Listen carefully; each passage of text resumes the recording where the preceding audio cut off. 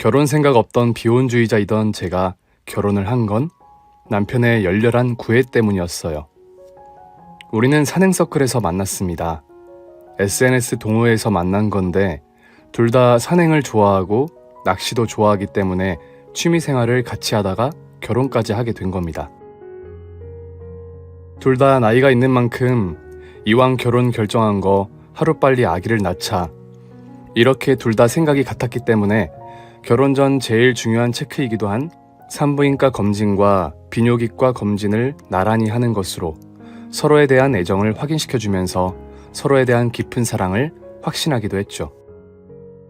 그리고 검진 결과 이상 없음이라는 답을 듣고도 결혼 2년이 지나도 아이가 생기지 않는 거 빼고는 우리는 남들이 다 부러워할 만한 부부입니다. 남편이 늘 넘치게 표현해 주거든요. 오죽하면 우리 친정엄마가 네 남편 하는 거 보면 눈꼴 시리다 할 정도였으니까요. 물론 바라보시기 흐뭇하셔서 하신 말씀이지만 그 중에 30%는 진심도 있으셨을 겁니다. 가끔 동창 모임에 나가서 놀다가도 신랑이 기다릴 생각하면 마음이 바빠져 제일 먼저 자리에서 일어나곤 했으니 친구들이 막 뭐라고 하기도 했어요. 여기에 누구 남편 없는 사람 없냐고요. 남편 회사는 젊은 사람들이 모여 투자해서 만든 젊은 벤처 기업이었어요. 대표님부터 직원들 모두 20, 30, 40대다 보니 신혼이거나 애인 있는 사람들이 90%였고 무엇보다 회사 대표가 늦가기 신혼이라 웬만하면 출장 갈 일을 만들지 않는다가 회사 철칙이었습니다. KTX 타고 당일치기를 하는 게 남편 회사의 특징이었어요. 그런 남편 회사와는 달리 우리 회사는 빡세기로 유명합니다. 허구한 날 야근에 출장에 가정 있는 유부녀는 웬만하면 못 버티는 회사예요. 그런데 저는 너끈하게 버티면서 다녔습니다. 게다가 남편은 늘 열렬하게 표현하는 스타일이고 저는 늘 덤덤한 스타일인데 회사까지 안 받쳐주니 저는 집보다는 회사가 중요한 사람처럼 시댁에 비춰지고는 했어요. 시댁에서는 제가 늘 못마땅한 게 여자가 좀 여자다운 맛이 없고 또한 어떻게 내 자식은 너한테 그렇게 열렬한데 너는 늘 그게 그거냐? 나 그거 엄청 기분 나빠. 도대체 언니가 뭐가 좋다고 그러지? 난 언니 예쁜 거 전혀 모르겠던데. 그리고 언니 그만 좀 튕겨요. 이랬으니까요. 그뿐 아니라 우리 시댁의 문제는 막내 신우입니다. 남편의 형제는 큰 신우, 해외에 나가 계신 시아주버님 두 분 부부, 그리고 남편, 그리고 막내 신우입니다. 5이에요. 막내 신우는 남편하고 15 차이인데 늦둥이로 태어나 그런가 식구의 모든 귀여움을 독차지하고 커서 누구나가 막내 신우를 예뻐합니다. 그래서 그런가 세상 사람들 모두 다가 자기를 예뻐하고 좋아해야 한다는 강박관념이 있는 사람이 우리 막내 신우입니다. 그런데 제가 막내 신우를 덤덤하게 대하니까 그게 못 견디겠는가 보더라고요. 오해하고 있는 게 저는 동생이 없어서 막내 신우가 너무 귀엽거든요. 그래도 표현을 안 하니까 신우가 그걸 모르는 거예요. 또 사람의 마음이란 게 처음에만 귀엽지 자꾸 치대고 귀찮은 거거든요. 또 제가 집에서 만판 놀고 있는 사람도 아니고 하루 24시간이 빠듯하게 돌아가는 사람인데 막내 신우만 상대하고 있을 수는 없잖아요. 막내 신우는 대학 졸업하고 취직 좀 하지 취직할 생각은 전혀 안 하고 집에서 판판히 노는데 시어머니가 버릇을 다 망쳐놓는 것 같아요. 아유, 우리 희지는 몸이 약해서 아침마다 출근해서 종일 일하는 거 나 그건 못 본다. 난 우리 희지 아침마다 등교했던 것도 가슴 아파 죽겠던 사람이야. 이러십니다.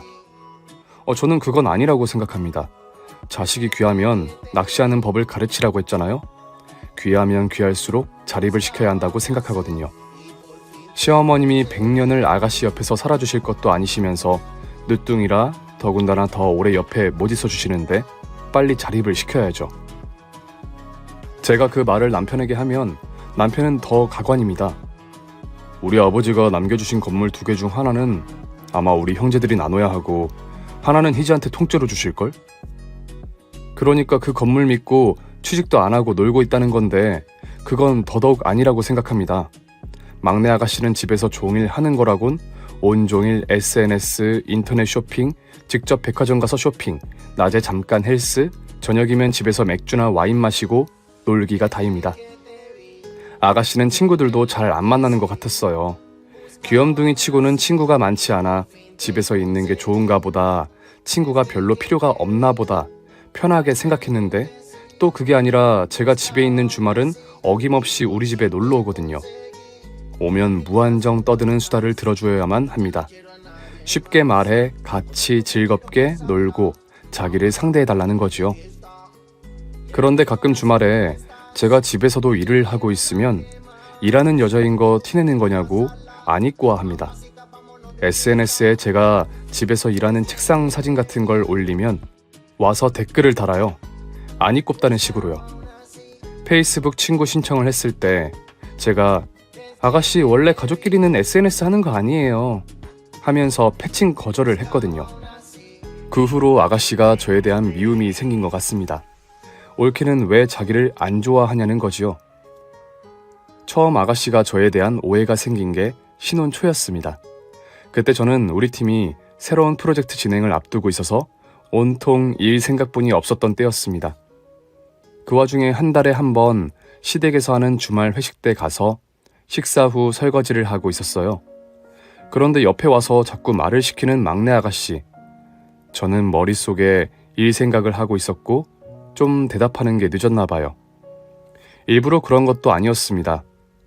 그런데 대뜸 막내 신우가 아 진짜 짱나. 누구는 왕년에 일 안 해봤나? 대한민국 회사 일은 혼자 다 하는 것도 아니고 되게 티내네 하는 거였습니다. 저는 순간 제가 조금 실수했구나 깨달아서 입장 바꾸면 섭섭할 수도 있겠다 싶어서 아가씨 미안해요. 우리 프로젝트 서문을 어떻게 잡을까 그거 구상하느라 그랬어요. 에세이식으로 넣어야 하는데 문장 하나하나가 사람을 잡아야 하는 거기 때문에 잡다한 것에 신경 쓸 여력이 없어요. 그랬더니 막내 신우는 자존심이 많이 상했는지 참내 기막혀. 에세이? 알았어요.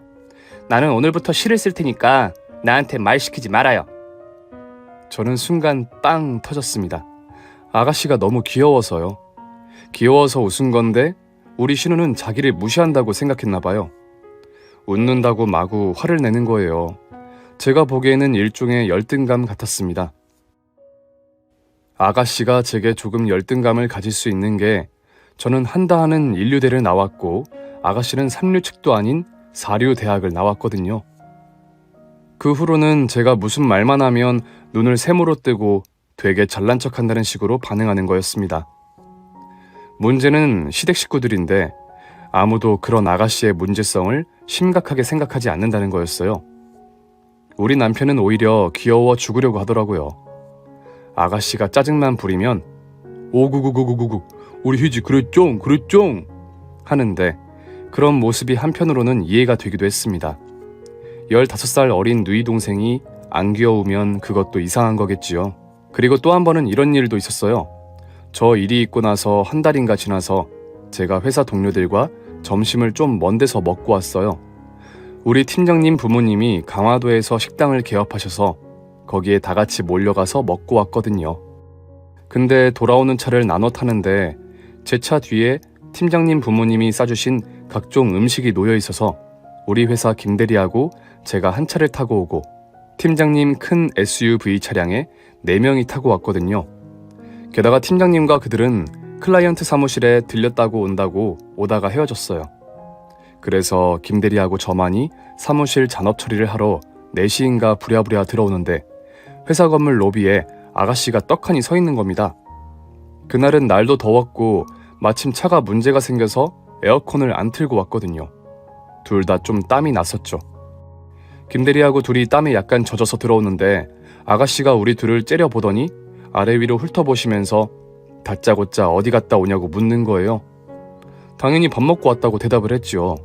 김대리를 들여보내고 저는 아가씨를 데리고 1층에 있는 커피집으로 들어갔는데 아가씨가 제게 바짝 코를 들이밀더니 냄새를 킁킁 맡는 거예요. 저는 처음에 이게 무슨 짓인가 했는데 나중에야 제가 김대리랑 엉뚱한 짓을 하고 온 거는 아닐까 아가씨가 의심한다는 걸 알아챘습니다. 아니 밥을 먹고 오는데 무슨 4시에 들어오고 말이죠? 단둘이 밥 먹고 4시에 들어오는 게 참 이상하네 하는 겁니다. 제가 이렇고 저렇고 설명하는 게 순간 짜증이 나서 바쁘다고 하고 아가씨를 보내고 들어왔습니다. 그때부터였어요. 아가씨가 저에 대한 옳게 증이 생긴 게. 엎친 데 덮친 격이라고 아가씨가 저에 대한 의심증이 생긴 지 사흘 후 월요일 저는 대구에 있는 연구소로 발령이 났어요. 우리 팀 전부 다 같이 움직이게 된 겁니다. 우리가 담당하던 프로젝트는 다른 팀으로 넘기고 연구소와 같이 다른 프로젝트를 진행하게 되었거든요. 물론 회사에서 팀원 모두에게 오피스텔 하나씩 사택으로 얻어주었습니다. 모두 다 같은 오피스텔에서 살게 되었죠. 금요일 저녁에 서울로 올라오겠다는 저의 말에 주말 부부로 살게 된 남편은 아니 밤중에 이게 무슨 날벼락이야? 를 되뇌어서 시어머니의 눈꼴 시림을 받아야 했죠. 저도 남편과 떨어지는 게 싫었지만 또 한편으로는 조금 좋기도 했어요. 남편하고 껌딱지처럼 붙어지는 인연이 나쁘지는 않았는데 솔직히 갑갑하고 귀찮은 것도 있었거든요. 남편이 웬간히 둘러붙어야 말이죠. 그런데 제가 내려가 살기 시작한 2주부터 주중에 한 번씩 꼭 신우가 내려오는 겁니다. 이유인 즉슨 시모께서 해주는 반찬을 가져다 주겠다는 거였어요. 아니 어떤 시어머니가 일주에 5일만 못 보는 며느리를 위해서 반찬을 해서 자기 딸 시켜서 배달을 해준답니까? 그것도 그렇게 애틋한 고부도 아닌데요. 보아하니 반찬 가게에서 아가씨가 사오는 것 같았습니다. 왜 그렇게까지 하는지는 이유는 하나입니다. 제가 의심스러워 저를 감시하러 오는 거지요. 기분이 매우 나쁘더군요. 그것도 매일 요일을 바꿔서 말입니다. 저를 들여다보고 다시 올라가고 그렇게 한 달인가 지나서인가 그날은 날도 좋아서 동료들하고 점심 먹고 공원을 좀 걷다가 얼굴에 땀이 나서 회사에 와서 세수를 했거든요. 저는 원래 화장을 잘 안 해서 비비크림만 바르는 얼굴이라 세수하고 다시 비비크림을 바르는 건 쉬웠어요. 그런데 매번 저녁에 오던 신우가 대뜸 점심시간 끝날 때 근처 카페에 있으니까 나오라는 거예요. 업무 시간 다 되었는데 참 싫고 귀찮다는 생각에 짜증이 나는 걸 참고 카페에 갔습니다. 활짝 웃는 얼굴로 손을 흔드는 막내 신우가 싫은 걸 참고 자리에 앉았는데 신우가 제 곁으로 바싹 다가앉더니 또 냄새를 맡는 거예요. 언니, 머리가 왜 젖었어요? 참 이상하네. 그러면서 대뜸 언니 혹시 샤워했어요? 하는 거예요. 이게 정말 무슨 기막힌 소리인가. 정말 참을성에 한계가 오더군요. 아가씨가 도대체 어떤 환경에서 자란 친구들하고 노는지 몰라도 정말 남들이 보면 오해해요. 아가씨 자체가 이상한 환경에서 자란 사람인 줄 알 거라고요. 아니 아가씨, 오빠는 멀쩡한데 아가씨 머리는 왜 그렇게 요상한 대로 흘러요? 했더니 우리 신우 제가 상상했던 이상으로 얼굴이 빨개지더니 자리에서 벌떡 일어나는 겁니다. 제가 그렇게 심한 말을 한 거는 아니라는 생각에 저 또한 당황했지요. 신우는 벌건 얼굴로 다시 앉더니 갑자기 얼굴을 가리고 우는 거예요. 저는 속으로 혹시 친한 친구가 직업 여성인가? 그런 생각까지 했다니까요. 원래 툭하면 잘 우는 사람이긴 했지만요. 아무튼 그날의 에피소드는 그렇게 끝났고 그 주 금요일 저녁에 집에 갔더니 남편이 제주도에 사는 누나네가 왔다며 시댁에 가자는 거예요. 큰 신우는 저도 좋아하는지라 얼른 따라 나섰습니다. 가서 막내 신우 얼굴을 어떻게 봐야 하나 그건 조금 껄끄러웠지만요. 이 철없는 막내 신우, 그래도 머리에 뇌가 사리우동은 아닌지 서울에서는 아주 멀쩡하게 아무 일 없었던 듯 대하더군요. 그리고 단순히 의심만일 수 있으니 자기 입장에서 본 의심스러운 저의 행동은 집에다가 고자질을 안 한 것 같았습니다. 큰 신우는 이미 결혼을 한 지 오래돼서 그런가 저의 입장을 누구보다도 잘 이해해주는 사람이었어요. 처음 상견례 자리에서 서로 처음 보았을 때가 기억납니다. 그때 어른들은 어른들끼리 대화 나누시고 우리들은 우리들끼리 식사 후에 화채를 먹으며 담소를 나누는데 큰 신우께서 살면서 가장 힘든 사람은 아마도 막내일 거야. 애가 조금 예민하고 까다로울 수 있으니 그저 내 동생이다 생각하고 살면 그렇게 힘들기만 하지는 않을 거야. 라고 하는 거예요. 저도 막내 신우를 여러 번 접했던지라 어떤 성향의 사람일까에 대한 짐작은 어느 정도 했지만 살면서 막내 신우 때문에 가장 힘들 일은 없을 거라 스스로 장담했습니다. 시댁하고 되도록 멀리서 지내리라 라고요. 어쨌든 신우는 큰딸이라 워낙에 속도 깊고 차분한 사람이기도 하고 어떻게 한 뱃속에서 나와도 자매가 저렇게도 틀릴까 싶게 고품격인 사람이라서 제가 많이 따릅니다. 너무 멀리 살아 아쉬워서 그렇지요. 그런데 반갑게도 이번에 서울로 이사 오게 되었다는 거예요. 신우 남편이 이번에 서울에서 사업을 시작하게 되었는데 가족 모두 다 서울로 옮기는 거지요. 그런데 놀랍게도 신우의 남편분이 우리 회사에 자기들 프로그램을 납품을 하려고 다이렉트 오더를 따려고 준비하고 있다는 겁니다. 우리 회사가 만만한 회사가 아니라 제가 이렇게 준비를 하라고 지침을 주었고 제안서 작성도 제가 도와주겠다고 자처를 했습니다. 우리 회사를 잘 아는 건 바로 다니고 있는 직원일 테니까요. 그래서 주말 내내 제가 신우 남편의 일을 많이 도와드렸어요. 쉬지도 못하고 하게 되었는데 뭐 어쩌겠어요. 사랑하는 남편의 누나의 일인데 하나라도 도움되면 좋지요. 시어머니는 그런 제가 기특했던지 저를 부드럽게 대하시더군요. 그래, 동기간 좋다는 게 뭐냐. 내가 처음에 그랬다. 너희 회사에 납품을 따로 들어온다길래 걱정 붙들어 매라고. 그날 저녁 식사 분위기는 참으로 부드러웠습니다. 제가 도움을 준 대로 신우 남편의 납품건은 이루어졌습니다. 신우는 그때부터 저를 대하는 태도가 더욱 다정해졌습니다. 원래 나쁘지 않았던 큰 신우와의 관계는 더욱 좋아진 거지요. 막내 신우는 저와 큰 신우가 친한 것도 못 봐주겠는 모양이더라고요. 제게 치대던 걸 이제는 자기 언니에게 치대기 시작했습니다. 나이 차이가 17살이나 나는 자기 언니에게 어리광을 부리기 시작한 겁니다. 코로나는 아닌데 독감에 걸려 외출을 못할 때 정말 목불 인견이더군요. 이웃으로 이사온 큰언니를 불러대는 짓이었어요. 목매게요. 엄마, 언니 왜 안 와? 언니는 막내가 다 죽어가는 걸 아는 거야, 모르는 거야? 아이고, 불쌍한 내 새끼. 그래, 곧 온다. 와, 온다고. 엄마, 오빠는 언제 온대? 오빠는 막내가 다 죽어가는 걸 아는 거야, 모르는 거야? 엄마, 나 곧 죽을 것 같아. 아이고, 불쌍한 내 새끼. 오빠가 퇴근하는 대로 온다고 했으니까 조금만 기다려. 엄마, 큰언니 떠났나 안 떠났나 전화 좀 다시 해봐. 그렇게 목맥에 쳤던 큰언니가 도착하자 자기 옆에서 한시도 못 떠나게 하는 겁니다. 언니, 내가 얼마 안 있어 죽을 것 같으니까 솔직히 말해봐. 언니는 내가 좋아, 올케가 더 좋아? 네가 할아버지 할머니도 아니고 감기로 죽을 나이는 아니니까 엄살 애지간히 피워. 언니, 나 힘이 하나도 없어서 곧 죽을 것 같아. 힘이 없어서 기침도 못하는 거 봐.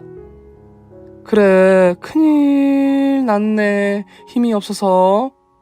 방에서 나온 큰 신우는 방문 앞에서 기웃이 들여다보는 제게 눈을 끔뻑끔뻑 하시면서 저 아이 엄살은 원래 유명해. 그러니까 걱정 안 해도 돼. 하시는 겁니다. 우리 막내 신우의 저에 대한 의심이랄까 집착은 독감이 낫고 나서 한층 심해진 것 같았어요. 뭐랄까요, 눈빛이 한층 더 번들거린다고 해야 하나요? 꼭 어디에 꽂힌 사람 같았어요. 늦가을 주말, 동료들과 인근 산으로 단풍 산행을 가기로 해서 주말에 안 올라갔던 그날입니다. 마침 남편도 친구들과 낚시를 가기로 한 주여서 저는 미안한 마음 없이 산행을 즐겼습니다. 그날 저녁, 늦게 팀원들과 하산 후 막걸리를 한두 잔 마시다가 저는 피곤해서 먼저 들어가겠다고 했고 동료들은 오피스텔 인근 술집에서 2차를 하려는 모양이었거든요. 김대리도 몸이 안 좋은지 자기도 들어가겠다고 했고요. 둘 다 피곤에 쩔고 다리도 풀려서 터덜터덜 걸어오는데 오피스텔 단지 안에 서 있는 신우를 부딪힌 거예요. 신우는 마침 오피스텔 창문을 올려다 보다가 뒤돌아서고 저는 고개 숙이고 터덜터덜 걷다가 고개 든 순간 둘이 정면으로 부딪힌 거지요. 정말 소름이 끼치더군요. 하도 어이가 없으니 저는 차라리 농담을 하고 말았습니다. 아가씨가 왜 여기서 나와요? 막내 신우는 근처에 볼 일이 있었다고 말도 안 되는 뻥을 치다가 말고 제 뒤에 서 있는 김대리를 보더니 대뜸 내가 이상하게 생각 안 하려고 해도 왜 꼭 두 사람이 같이 있는 것만 내 눈에 띄지? 하는 거예요. 그러더니 제 앞으로 성큼 다가오더니 술 냄새 나는 제 입에다가 코를 들이미는 거예요. 빼박이네 빼박. 술 냄새, 땀 냄새. 둘이 뭔 짓을 하고 왔는지 내가 알게 뭐야. 아가씨가 내 동생이었으면 여기서 한 대 맞았어 하고 으르렁거렸습니다. 막걸리도 한두 잔 했겠다. 도저히 화를 억누를 수가 있어야지요. 김대리도 어처구니가 없는지 먼저 올라가더군요. 아니, 내가 의심을 안 하려고 해도 왜 꼭 둘이 같이 있는 걸 들키냐고요. 아가씨 친구들 잘 사귀라고요. 지난번에도 말했지만 똑바른 친구들 사귀면 이런 이상한 의심 같은 거 안 하게 된다고. 혹시 아가씨가 나쁜 짓 하고 다니는 거 아니야? 했더니 막내 신우 또다시 얼굴이 벌개지면서 눈물을 글썽이는 거예요. 아니 왜 친구 이야기만 하면 저러실까 이상했지만 저는 아가씨를 챙길 기분이 아니었고 혼자 오피스텔로 올라오고 말았습니다. 서울로 가든지 자고 가려면 올라오든지 하겠지요. 그런데 우리 아가씨는 정말 여러 면을 가진 게 자기가 잘못했다는 판단이 들면 철저하게 사과를 합니다. 예부터 비는 데는 장사가 없다는 말이 있지요. 아가씨가 그렇게 얼굴 뻘개지며 울다가 말고 저희 집 배를 부르는 거예요. 문을 열어주었습니다. 아가씨는 갑자기 거실에서 소파로 엎어지면 마구 우는 거예요.